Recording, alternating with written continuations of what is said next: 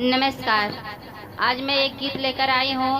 एक पत्नी अपने पति से कितने अच्छे विचार में, किस भाव में अपने सास ससुर के बारे में क्या अच्छी सोच सोची है, वही गीत है। तो चलिए मेरा गीत सुनिए और साथ में चैनल को लाइक और सब्सक्राइब करना ना भूलें। घर ही